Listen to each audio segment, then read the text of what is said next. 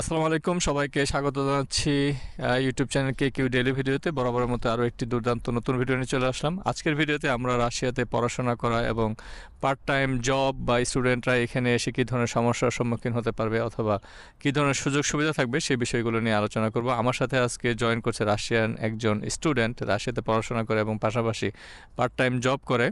ওর নাম হচ্ছে ভাদিম। তো আজকে তার মুখ থেকে সরাসরি শুনবো যে রাশিয়াতে যদি স্টুডেন্টরা আসে তাহলে কী ধরনের সমস্যার সম্মুখীন হতে পারে বা কী ধরনের সুযোগ সুবিধা থাকতে পারে। তো ভিডিওটি খুবই গুরুত্বপূর্ণ হতে যাচ্ছে, সাথেই থাকুন এবং ডেসক্রিপশন বক্সে আমাদের হোয়াটসঅ্যাপ নম্বর এবং ফেসবুক পেজের লিঙ্ক দেওয়া আছে, জয়েন করুন। Привет. Привет. Хорошо. Очень много студенты, они спрашивают, пишут, что какие возможности есть в России, если они приедут по обучению, какие работы они могут сделать, какой зарплату они будут получить. Смотрите, если говорить про образование, про part-time job, да? Part-time job, Всё, yeah. это называется на русском частичная занятость. То есть, когда студент учится, да, он хочет заработать какие-то деньги. Но, как правило, это, в принципе, такие простые работы, например, допустим, тот, кто доставляет еду, например, да, доставки. Например, это может быть официант. Это может быть, я не знаю кто, тот, кто разносит почту, да, то есть, ну вот примеры, и это они не так хорошо оплачиваются, но можно заработать какие-то деньги. Ага, ну потом мы говорим этого. প্রথমে আমরা জিজ্ঞেস করলাম যে রাশিয়াতে যদি স্টুডেন্টরা আসে কী ধরনের পার্ট টাইম জব তারা করতে পারবে। তো এক নম্বরের লিস্টে যেটা আছে সেটা হচ্ছে ফুড ডেলিভারি এবং হচ্ছে waiter, right? Food delivery and waiter হিসেবে তারা কাজ করতে পারবে, পার্ট টাইম হিসেবে কাজ করতে পারবে, কিন্তু হয়তো স্যালারি খুব একটা ভালো না। এখন স্যালারির ব্যাপারটা জেনে নেব আর কি, যে স্যালারি কেমন হয় বিভিন্ন শহরে। আর какие зарплаты будет для доставка либо официанта в ресторане? Ну вот, кстати, сейчас вот именно те люди, которые доставками занимаются, они зарабатывают, кстати, хорошо. То есть вот я думаю, может быть, наверное, даже, ну, допустим, 1004 в день, наверное, они зарабатывают. Вот так. Это в каждом городе или городом? Это зависит, наверное, все-таки от города, да. То есть в большом городе, конечно, выше зарплаты. 4000 сутки বা 3000 такой. Ну, я думаю, так, наверное, да.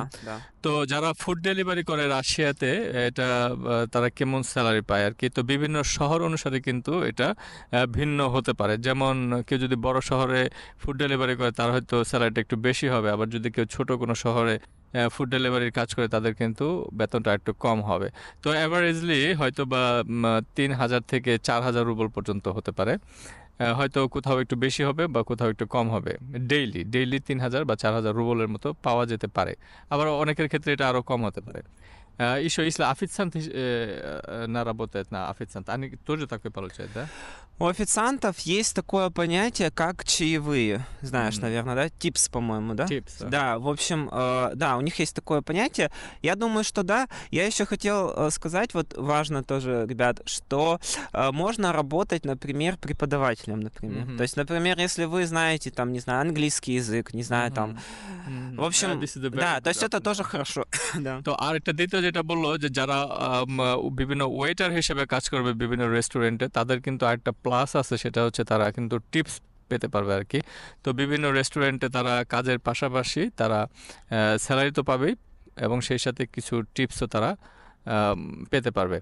আরেকটা জিনিস বললো, স্টুডেন্টরা যারা ভালো ইংলিশ জানে অথবা অন্য কোনো ল্যাঙ্গুয়েজ জানে, জার্মান জানে বা ইটালিয়ান জানে বা অন্য কোনো ল্যাঙ্গুয়েজ জানে, এক্সট্রা কোনো চাইনিজ, তাহলে কিন্তু তারা সেই টিউশনি করতে পারবে। এখানে পড়াশোনার পাশাপাশি তারা টিউশনি করতে পারবে। এখন আরেকটি জিনিস জিজ্ঞেস করব যে যারা স্টুডেন্টরা রাশিয়াতে কাজ করবে তাদের কি আলাদা কোনো পারমিশনের প্রয়োজন আছে কিনা? Если студенты работают, у них нужно разрешение из университета? Вот, кстати, да, то есть я точно знаю, что есть... Студентам, вот я не уверен, что вообще можно работать официально, вот, иностранным, вот, то есть... Официально они не Я могут думаю, работать? что нет, официально у нас могут работать только люди, которые приезжают вот именно работать, да, рабочая виза, либо люди, которые получили все-таки, наверное, гражданство, либо ВНЖ, то есть просто студент, который приехал учиться официально Трудно работать. будет, либо, Да, да. да, да. হুম। তো স্টুডেন্টরা অফিসিয়ালি কাজ করতে পারবে কিনা রাশিয়াতে সেই সম্পর্কে জিজ্ঞেস করলাম। তো বলল যে যারা রাশিয়াতে আসে তাদের যদি টেম্পোরারি রেসিডেন্ট বা পার্মানেন্ট রেসিডেন্ট থাকে তারা তো অবশ্যই কাজ করতে পারবে, সমস্যা নাই। কিন্তু যাদের স্টুডেন্ট ভিসা থাকে তাদের কাজ করার ক্ষেত্রে একটু কষ্ট, মানে একটু কঠিন আছে। সব জায়গায় হয়তো পারমিশন তারা নাও পেতে পারে, কিন্তু তারা ইউনিভার্সিটি থেকে পারমিশন নিয়ে তারা কিন্তু কাজ করতে পারবে। আর যারা ল্যাঙ্গুয়েজ কোর্সে আছে, প্রিপারেটরি কোর্সে আসে, তারা কিন্তু ইললিগাল এখানে কাজ করা, তারা হয়তো কাজ করতে পারবে না। তারপরেও অনেকেই হয়তো বা ইললিগালি কাজ করে, কিন্তু এটা অনেক ক্ষেত্রে প্রবলেম হতে পারে আর কি, এটা নিয়মের মধ্যে নাই। সেই ক্ষেত্রে সচেতন থাকতে হবে যে স্টুডেন্টরা আসার পরে কোথায় কাজ করতেছে বা তাদের পারমিশনটা আছে কিনা। যদি ইউনিভার্সিটির কাছে একটা পারমিশন নিতে পারে যে তারা পার্ট টাইমভাবে কাজ করবে, তাহলে কোনো সমস্যা নাই। এমনকি অনেক ইউনিভার্সিটিতেও আছে যে তারা ইউনিভার্সিটির কোনো সেকশনে, কোনো লাইব্রেরিতে বা ইউনিভার্সিটির ক্যান্টিনে কিন্তু তারা পার্ট টাইম হিসেবে কাজ করতে পারবে। এটা এখন জিজ্ঞেস করব যে রাশিয়াতে আসার পরে স্টুডেন্টদের কোন ভাষা জানলে ভালো হয় আর что бы делать, вот частная работа, их нужно учиться русский язык, знать русский язык. Да, вообще надо, наверное, лучше, если все-таки вы знаете русский язык, потому что у нас страна Россия, русский язык официальный. То есть большинство людей могут не знать английского не потому, что им неинтересно или потому что еще почему-то, да, а потому что просто у нас нет статуса языка официального, и у нас как бы он не так сильно используется, поэтому нужно знать. Важно. Нужно и важно. তো রাশিয়াতে আসার পরে কিন্তু স্টুডেন্টদের রাশিয়ান ভাষাটা অবশ্যই ভালোভাবে জানতে হবে। সেই ব্যাপারটা বারবার গুরুত্ব দিয়ে বলা হচ্ছে যে রাশিয়ার আপনি যদি ফুড ডেলিভারিতে কাজ করতে যান বা রেস্টুরেন্টে কাজ করতে যান বা পড়াশোনার ক্ষেত্রেও কিন্তু রাশিয়ান ভাষাটা খুব ভালোভাবে জানবে। তাই আমার পক্ষ থেকে সাজেশন হচ্ছে আপনি রাশিয়াতে আসার আগেই কিছুটা হলেও রাশিয়ান ভাষাটা শিখে আসুন। একদম প্রাইমারি লেভেল পর্যন্ত একটু শিখে আসুন, রাশিয়ান বর্ণমালাগুলো শিখে আসুন, গ্রামার বা কিছুটা পর্যন্ত শিখে আসলে আপনি রাশিয়াতে আসার পরপরই কিন্তু আপনি দ্রুত অ্যাডজাস্ট করতে পারবেন এবং রাশিয়ান ভাষাটা দ্রুত শিখে নিতে পারবেন। রাশিয়ান ভাষাটা জানলে আপনি রাশিয়াতে কিন্তু কাজ করতে পারবেন সহজে, কাজ খুঁজে নিতে পারবেন সহজে, লোকাল মানুষের সাথে কিন্তু আপনি ভালোভাবে পরিচিত হতে পারবেন, এবং যখন আপনি লোকাল মানুষের সাথে পরিচিত হতে পারবেন তখন তারা কিন্তু আপনাদেরকে বিভিন্ন কাজের সন্ধানের সুযোগ দিতে পারবে। কাজে স্টুডেন্ট হিসেবে আসলে আপনি রাশিয়ান ভাষাটা জানাটা বাধ্যতামূলক। Да, но тем не менее есть ребята, которые живут, снимают квартиру, да, то есть, но это уже когда, как сказать, ты уже там на старших курсах, да, закончил университет, когда у тебя есть деньги, и как бы все зависит от финансовых возможностей. Но советую всем, даже если у вас есть деньги, лучше пожить в общежитии, потому что это хороший опыт. তো বললো যে রাশিয়াতে স্টুডেন্টরা কিন্তু ডরমেটরিতে বসবাস করতে পারবে, যেটা রাশিয়ার ভাষা বলা হয় আপসিজিতে, মানে হচ্ছে ডরমেটরি। তো ডরমেটরিতে ভালোভাবে তারা বসবাস করতে পারবে। ডরমেটরিতে থাকার সুবিধা হচ্ছে এখানে কম খরচে থাকা যাবে, আর দ্বিতীয়ত হচ্ছে এখানে তারাই কিন্তু বিভিন্ন ধরনের কাগজপত্র যেগুলো লাগবে তারা করে দেবে, বিশেষ করে রেজিস্ট্রেশনটা কিন্তু এই ইউনিভার্সিটির ডরমেটরির লোকজনের কিন্তু তারা কর্তৃপক্ষই সেটা করে দেবে, কাজে সে বিষয়ে কোনো টেনশন করতে হবে না। আরেকটা জিনিস হচ্ছে প্রাইস খুবই কম, ডরমেটরিতে ভাড়া খুবই কম দেওয়া লাগে, তো সেই কারণে এটাও একটা সুবিধা। একটা ডরমেটরিতে একটা রুমে সাধারণত 2 থেকে 3 জন স্টুডেন্ট থাকে, এটা ডিপেন্ড করে বিভিন্ন ইউনিভার্সিটির বিভিন্ন ডরমেটরির উপরে। এছাড়াও যেটা বললো, যাদের ফাইন্যান্সিয়াল অবস্থা ভালো আছে তারা যদি ডরমেটরিতে থাকতে স্বাচ্ছন্দ্য বোধ না করে তারা কিন্তু আলাদা বাসা ভাড়া নিয়ে থাকতে পারে। এটাও সম্ভব যে কাছাকাছি কোনো ইউনিভার্সিটির পাশাপাশি কোনো বাসা থাকলে সে বাসা ভাড়া নিয়ে থাকবে, অথবা ফ্রেন্ডরা মিলেও কিন্তু একটা অ্যাপার্টমেন্ট নিয়ে সেখানে ভাগাভাগি করে থাকতে পারবে। ওকে, এখন আমরা জানবো যে রাশিয়ার এডুকেশন সিস্টেমটা কি, এখানে পড়াশোনার সিস্টেমটা কি। এখানে প্রিপারেটরি কোর্স বলতে একটা কথা আছে, সে প্রিপারেটরি কোর্সটা কীরকম হয়, এছাড়া মাস্টার্স ব্যাচেলর কোর্স সম্পর্কে আমরা এখন জানবো। Какие возможности есть учеба, какие этап? Вот как раз начинается все с бакалавриата либо специалитета. Бакалавриат это 4 года, Но специалитет... сначала подготовительный факультет.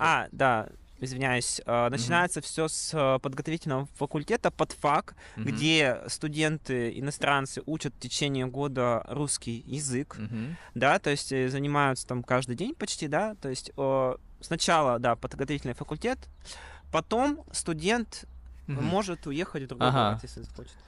তো প্রথমে যেটা হচ্ছে রাশিয়াতে প্রথম ধাপ হচ্ছে ফরেন স্টুডেন্ট যখন রাশিয়াতে আসবে তাদেরকে কিন্তু একটা প্রিপারেটরি কোর্স করতে হবে। এই প্রিপারেটরি কোর্সটা করাটা বাধ্যতামূলক। যারা রাশিয়ান ভাষায় কোর্স করবে তাদের কিন্তু অবশ্যই করতে হবে। সেটা হচ্ছে মোটামুটি 1 বছরের একটা কোর্স থাকে, অথবা কোথাও গিজে তো один год и 1,5 Да. год тоже можно. Ну, где-то так, да. 1 বছরের কোর্সও আছে, অথবা 1.5 বছরের কোর্সও আছে। তো এটা করার পরেই কিন্তু তারা ব্যাচেলরে অথবা মাস্টার্সে অথবা আরও যদি কোনো স্টেপস থাকে সেটাতে করবে আর কি। এখন জেনে নিব আমরা সেই সম্পর্কে. И после подготовительный факультет они может поступить бакалавр и специалист, да? Да, либо на бакалавриат это 4 года, либо на специалитет это 5 лет. 5 лет.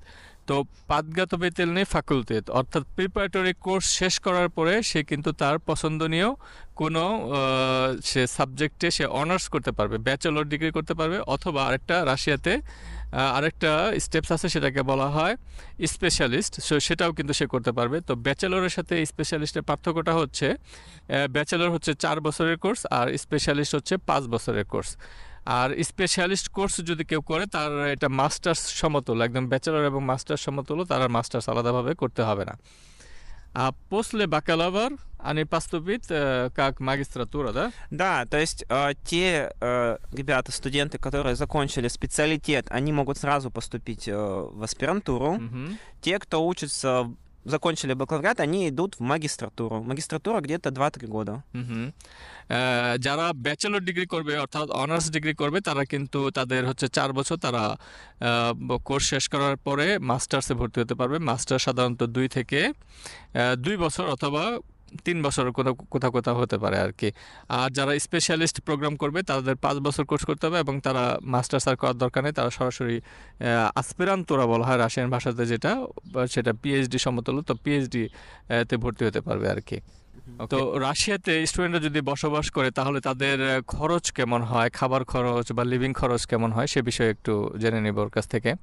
Если студенты живет в России, они как они тратят деньги на учебу и на проживание и еда? Но я думаю, что вообще зависит опять же от, как говорится, студента, да, то есть ребята, у которых больше денег, есть ребята, у которых меньше денег. Вот, ну, в принципе, 15 как бы хватит. Ну, как бы если готовить самому, да, если экономить, я думаю, что от 15 и до бесконечности, вот так вот, да. Это для проживания и еда? Это для ребят, которые живут в общежитии. Да, проживание. যদি কোনো স্টুডেন্ট রাশিয়ার ডরমেটরিতে বসবাস করে তাহলে তাদের ডরমেটরি হোস্টেল ফি সহ এবং খাবার দাবার সহ মোটামুটি অ্যাভারেজলি 15,000 রুবল, 15,000 রুবলের মতো হয়তো খরচ হতে পারে, অথবা আরও বেশি। এটা ডিপেন্ড করে পার্সন টু পার্সন যে কেউ কেমন খরচ করতেছে সেরকম। আরও একটা ব্যাপার আছে, সেটা হচ্ছে শহর অনুসারে। যেমন কোনো শহরে কিন্তু এই এক্সপেন্সটা বেড়ে যাবে। মস্কো, সেন্ট পিটার্সবার্গ অবশ্যই জিনিসপত্রের দাম তুলনামূলকভাবে একটু বেশি, তাই সেখানে কিন্তু খরচটা আপনার বেড়ে যাবে। আর যদি ছোট শহরে থাকে তাহলে কিন্তু তারা আর একটু কম খরচেও সেটা চালিয়ে নিতে পারবে, কারণ বিভিন্ন জিনিসের বিভিন্ন দামটা কিন্তু বিভিন্ন জায়গায় এটা ভ্যারি করে। আচ্ছা, এখন যে ব্যাপারে জানবো সেটি হচ্ছে যদি স্টুডেন্টসরা রাশিয়াতে পার্ট টাইম জব করে তাদের টিউশন ফি কভার করতে পারবে কিনা। আমরা সরাসরি তার মুখ থেকেই শুনবো যে আসলে এটা পসিবল কিনা। অনেক স্টুডেন্ট মনে করে রাশিয়াতে আসার পরে কিন্তু তারা পার্ট টাইম জব করবে, তাদের টিউশন ফি কভার করবে, তারা বসবাস করবে, খাবার দাবার খরচটা তাদের করবে, এমনকি তারা কিছু সেভও করবে এবং বাংলাদেশে টাকা পাঠাবে। এটা কি আদৌ সম্ভব কিনা সেই ব্যাপারে জানবো।